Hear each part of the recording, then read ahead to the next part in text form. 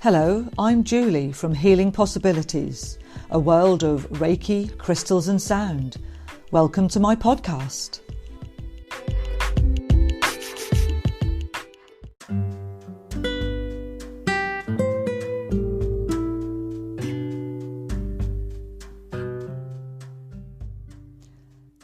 This episode is called All About the Base, and it is to do with chakras.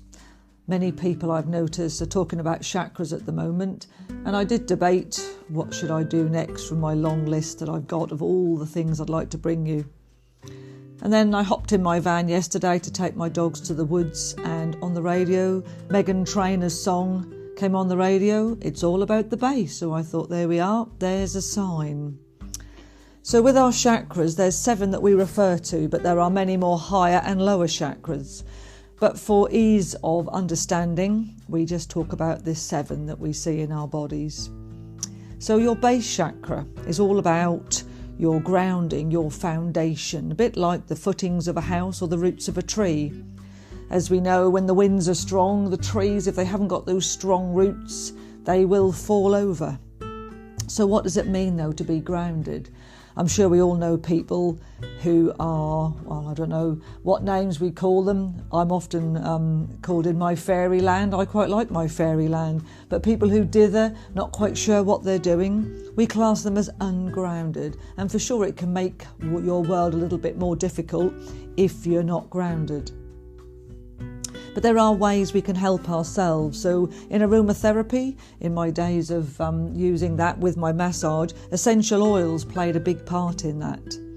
And any blend that you made up consisted of a base note, which was the stronger lasting smell, a middle note, which was classed as the enhancer, and the top notes, which would be the initial smell that you could have. And perfumiers, they use this method to make their perfumes. My favourite one at the moment is Angel by Thierry Mugler, and it's that lovely light fragrance that you smell initially, but the deeper base notes that come out. For example, an immune boost would be to mix sandalwood, which is a very poignant smell, with a middle note of a geranium, which is slightly lighter, and then lemon on the top just to lift it. And by placing those 3 together in a blend, you can smell that in your hands, rub them together. It really can give you a boost to your immune system. All my work that I use consists of this method of looking at how we grow, and it's to do with our energy. And the first chakra develops between the ages of 0 to 7. We call it our base chakra.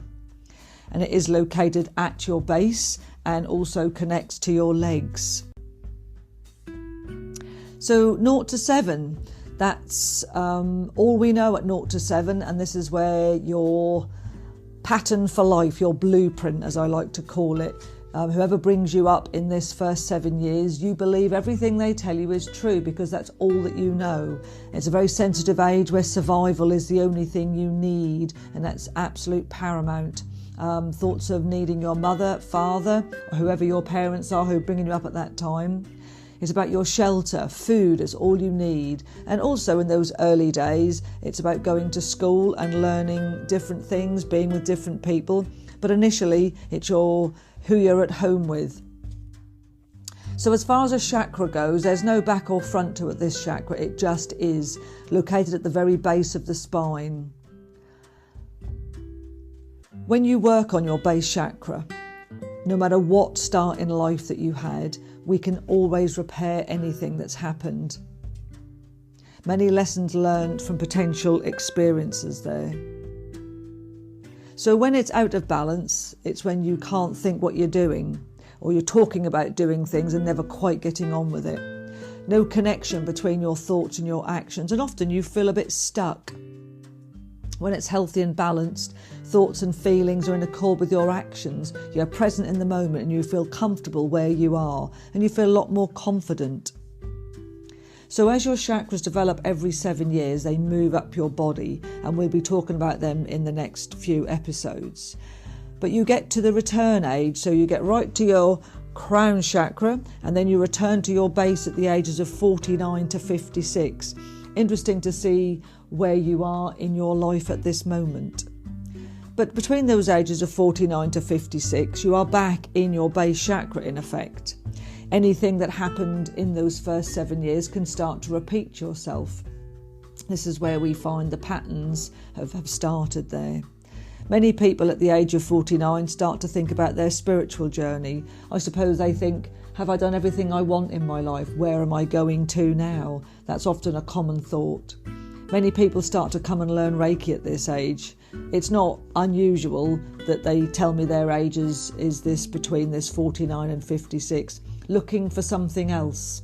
Probably the children have grown up, moved away at college or whatever, looking to see what they want to do with their new beginnings, I guess.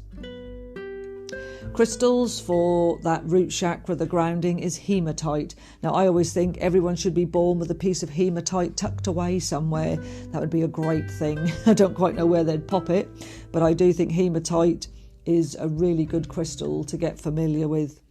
It's a sort of black, shiny stone in its polished sense. And if you see a raw piece, you can't imagine that it would look different to that. But it's a reddy colour, lots of iron in it, and lots of grounding qualities there will really help to align your energy with its vibration. I'm often asked, how does a crystal work? So everything vibrates to an energy, and crystals have their own energy, and when you hold a particular one, it helps to bring balance to your own energy. So holding a piece of hematite can help you to feel grounded. Also, there's meditations that you can do whilst holding a piece of crystal to really affirm this grounding method there. We can use vibrations, and the vibration of 396 hertz on the solfeggio range, you can really feel it in your base. So again, that vibration will help to bring in alignment with your own energy. So the thing is to think about what helps you to feel grounded. How can we make ourselves be more grounded? It's not just a flick switch. Things like walking in nature, that's a really great way. And every day I walk through the woods. I often do a Facebook Live when I'm walking through there. And I often get people saying to me, oh, I love seeing your little walks in the morning. But it is that getting your feet aligned with that grounding of the earth, sort of connecting with the roots of the trees, and also just observing.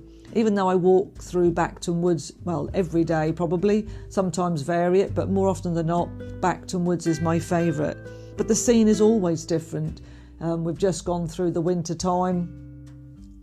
The brightness of the holly leaves always really amazes me. There's lots of browns and rusty colours, but the vibrant green of those holly leaves with their bright red berries stands out, and it's like a sign that good things are to come.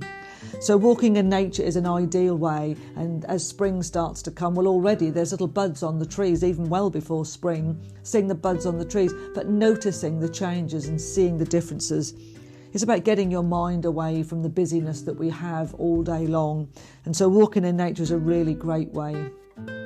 Listening to music. So pick something that you love, something that's uplifting. And even though it's light, that will help you to feel grounded. It's about knowing that you just really want to be able to relax and chill out. It's a really good way to do it. And combining listening to music with meditating, that also helps you to clear your mind. Guided meditations are often a way. I love a guided meditation. I love stories. So it's a good way to help you find your balance by listening to someone even taking you on a walk. Even if you haven't got the time to go on one yourself or not able to, you can listen to the sound of somebody taking you on a walk through the woods, guiding you along the pathways, helping you to notice the things that they see, the blue skies, the buds on the trees, the leaves on the floor, all of those sort of things. You can just listen to meditations. Spending time with people you value, that's a really good way to help you to feel grounded. Mixing yourself with, I want to say positive people, but people you enjoy spending time with, that's always a great way to do it. A combination of using crystals, sound and colour, this is a really good way to help you feel grounded. The colour for the base chakra is a sort of red colour, but often browns as well, because that's that earthy nature colour. It's really about finding a way to help you to feel more grounded. There's an affirmation you can say to really help this. I am safe. I am home. I am centered, I am grounded. And even by saying those words and knowing what they believe in your mind, that you want to feel that steadiness, those roots beneath your feet, it can really help you. I am safe, I am home, I am centered, I am grounded. And for me, I find that when I am in that grounded state, my inspirations come. And it's a bit like when your roots are down, you connect to above, and it helps with my inspiration. I then want to write many things down, and often I go to my notes on my phone and just jot down things that I want to remember for later, or I have a diary that I write things in, ideas, planning for how I want things to be that day. Another way to help you feel grounded is to put your world in perspective. Of course, we all like to know what's coming for the rest of the year, and a certain amount of planning is good. But try to think about things that are possible to do in a day. Don't set your task too big. I can be guilty of that sometimes, thinking I can fit many things in a day, where actually only achieving one or two is always perfect. So sometimes stepping back a little bit and seeing what is most important to do that day, that can really help you feel grounded.